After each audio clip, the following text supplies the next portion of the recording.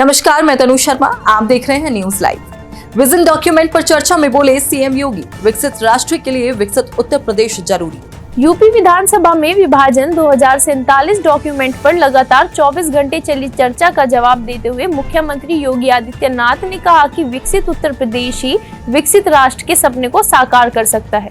मुख्यमंत्री ने कहा कि यूपी देश की ऊर्जा का केंद्र बिंदु है और यूपी देश का ग्रोथ इंजन है।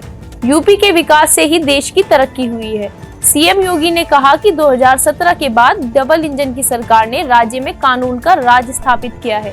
मुख्यमंत्री ने कहा कि बीते 24 घंटे में 187 सदस्यों ने विचार रखे हैं। मैं सभी पक्ष और विपक्ष के सदस्यों को धन्यवाद देता हूं। बीते 24 घंटे में सदन में हुई चर्चा विकसित भारत के संकल्प को पूरा करने में एक योगदान है।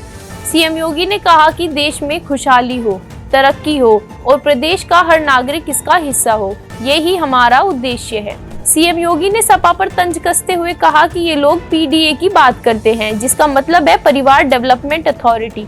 पूरी दुनिया आगे बढ़ रही है और ये लोग परिवार डेवलपमेंट अथॉरिटी की तरह काम कर रहे हैं।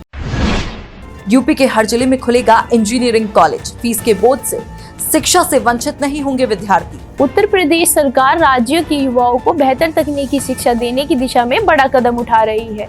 राज्य के प्राविधिक शिक्षा मंत्री आशीष पटेल ने विधानसभा में विकसित भारत विकसित उत्तर प्रदेश 2047 विजन डॉक्यूमेंट पर चर्चा करते हुए कहा कि प्रदेश के हर जिले में एक इंजीनियरिंग कॉलेज खोलने की योजना पर विचार किया जा रहा है। सरकार की मंशा है कि किसी भी छात्र को फीस के बोझ की वजह से शिक्षा से वंचित न होना पड़े। इसके लिए इंजीनियरिंग कॉलेजों में सीट के आधार पर शुल्क तय करने की योजना है, जिससे शिक्षा सभी वर्गों के लिए सुलभ और समान रूप से उपलब्ध हो। बच्चों पर फीस का बोझ न आए, इसके लिए फीस भी फाइनल की जाएगी। मंत्री आशीष पटेल ने कहा कि यह कदम तकनीकी क्षेत्र में प्रदेश को आत्मनिर्भर बनाने की दिशा में मजबूत आधार तैयार करेगा। प्रधानमंत्री अनुसूचित जाति अभ्युदय योजना में करें आवेदन, प्रोजेक्ट के लिए 50,000 रुपए तक मिलेगा अनुदान। मुख्य विकास अधिकारी मेरठ नुपुर गोयल ने बताया कि प्रधानमंत्री अनुसूचित जाति अभ्युदय योजना के तहत ग्रांट इन एंड योजना रोजगार प्रदान करने के लिए संचालित की गई है। इस योजना में ग्रामीण और शहरी क्षेत्रों के अनुसूचित जाति के ऐसे पात्र व्यक्ति जिनकी आयु 18 वर्ष से 50 वर्ष के बीच होगी, उन्हें क्लस्टर समूह के रूप में परियोजना स्थापित कराकर रोजगार प्रदान किया जाएगा। ऐसे समूह में सदस्यों की न्यूनतम 3 और अधिकतम 10 होगी। इस योजना के तहत प्रति व्यक्ति 50,000 रुपए या प्रोजेक्ट धनराशि के 50% में से जो भी कम होगा वह धनराशि सहायता अनुदान के रूप में प्रदान की जाएगी। योजना के लाभ के लिए ग्रांट इन एड upsfdc.in पर ऑनलाइन पंजीकृत किया जाएगा। इस योजना के तहत परियोजनाओं में boutique, beauty parlour, solar panel installation, logistic वाहन, general store, photographer, videographer, e rickshaw, मुर्गी पालन, डेयरी, बकरी पालन, मैकेनिक, महिला गृह उद्योग, फर्नीचर आदि प्रमुख व्यवसाय शामिल होंगे। आवारा कुत्तों के मामले में सुप्रीम कोर्ट में सुनवाई, साक्षियों के साथ हल्फनामा दाखिल करने का निर्देश। आवारा कुत्तों से जुड़े मामले में सुप्रीम कोर्ट में सुनवाई पूरी हो गई। जस्टिस विक्रमनाथ, जस्टिस संदीप मेहता और जस्टिस एनवी अंजारिया की स्पेशल बेंच ने सभी पक्षों की दलीलें सुनने के बाद फैसला सुरक्षित रख लिया है। बेंच ने टिप्पणी की कि एक तरफ मानवीय पीड़ा है तो दूसरी तरफ पशु प्रेमी है। कोर्ट ने सभी हस्तक्षेपकर्ताओं को शपथ पत्र और साक्षियों के साथ हलफनामा दाखिल करने का निर्देश दिया है। वहीं कोर्ट में सॉलिसिटर जनरल तुषार मेहता ने दलील दी कि अगर आप वैक्सीनेशन भी करा दे तो भी कुत्तों द्वारा बच्चों का नोचना और उन्हें काटना नहीं रुकता। देश में हर साल 37 लाख यानी रोज करीब 10,000 मामले कुत्तों के काटने से आ रहे हैं। इससे पहले 2 जजों की बेंच ने बीते 11 अगस्त को फैसला सुनाया था कि सभी आवारा कुत्तों को 8 हफ्ते में दिल्ली एनसीआर के आवासीय क्षेत्रों से हटाकर शेल्टर होम में भेजा जाए। कोर्ट ने इस कार्य में बाधा डालने वाले व्यक्तियों के खिलाफ भी सख्त कार्रवाई की चेतावनी दी थी। पाकिस्तान ने स्वतंत्रता दिवस समारोह में पहली बार दिखाई फतेह 4 मिसाइल की झलक, भारत पर होगा निशाना। पाकिस्तान ने स्वतंत्रता दिवस के मौके पर पहली बार अपनी अत्याधुनिक फतेह 4 क्रूज मिसाइल का सार्वजनिक प्रदर्शन किया। फतेह 4 मिसाइल पाकिस्तान के सैन्य आधुनिकीकरण कार्यक्रम की महत्वपूर्ण कड़ी है। जिसे खास तौर पर भारत के खिलाफ रणनीतिक हमलों के लिए विकसित किया गया है। फतेह 4 की उड़ान रेंज लगभग 750 किलोमीटर है और यह लगभग 860 किलोमीटर प्रति घंटे की रफ्तार से उड़ान भर सकती है।